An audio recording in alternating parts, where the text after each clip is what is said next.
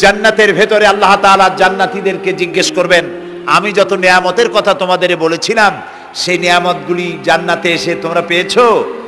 জান্নাতীরা বলবে, আয় আল্লাহ পেয়েছি। আল্লাহ পাক বলবেন, ওয়ালাদাইনা মাজিদ, আমার কাছে আরো বেশি আছে।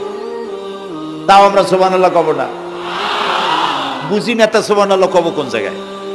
ওয়ালাদাইনা মাজিদ, আমার কাছে আরো বেশি আছে।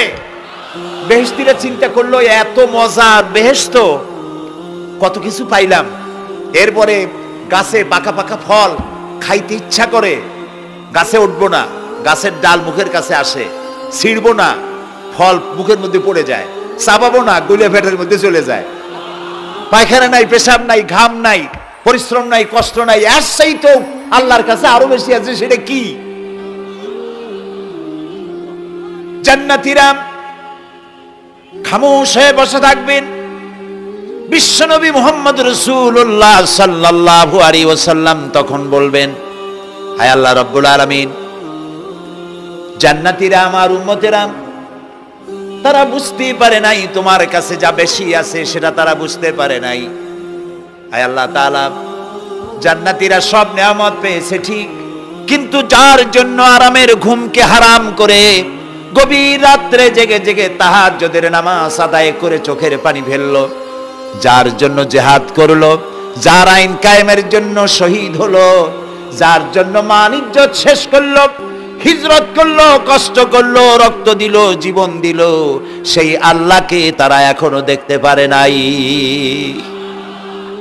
ওয়ালাদাইনা মাজিদ, এর তাফসীরে বলা হয়েছে, আল্লাহর কাছে যেটা আসে তিনি দর্শন দিবেন।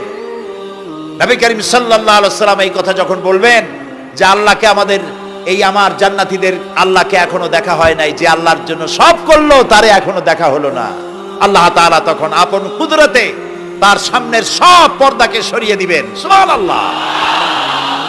হাসরবাসীরা তখন, আল্লাহ তাআলা কোরআনে কারিমে বলছেন, রব তাকিয়ে থাকবেন বান্দাদের দিকে, আর বান্দারা তাকিয়ে থাকবে রবের দিকে। সুবহানাল্লাহ।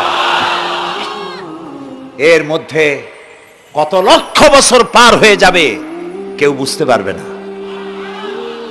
দুঃখের রাত পোহাতে খুব কষ্ট হয়, আর সুখের রাত কোন ফাঁকে আজান হয়ে যায় টের পায় না, ঠিক না? আল্লাহকে দেখতে থাকবে মানুষেরা। সুবহানাল্লাহ, সুবহানাল্লাহ। আল্লাহকে বলি, আয় আল্লাহ তাআলা, জান্নাতের যে অনুষ্ঠানে তুমি তোমার দর্শন মুবারক দিয়ে জান্নাতীদেরকে তুমি ধন্য করবে, সেই মজলিসের কোন এক কোনায় কানায় আমাদের মতো গুনাহগারদের একটু জায়গা করে দিও আল্লাহ তাআলা। এটা জীবনের সব থেকে বড় কামিয়াবি। সুতরাং আল্লাহ রাব্বুল আলামিন, তাকে দেখা যাবে না, কিন্তু তার সৃষ্টি জগৎ থেকে তাকে চেনা যায়।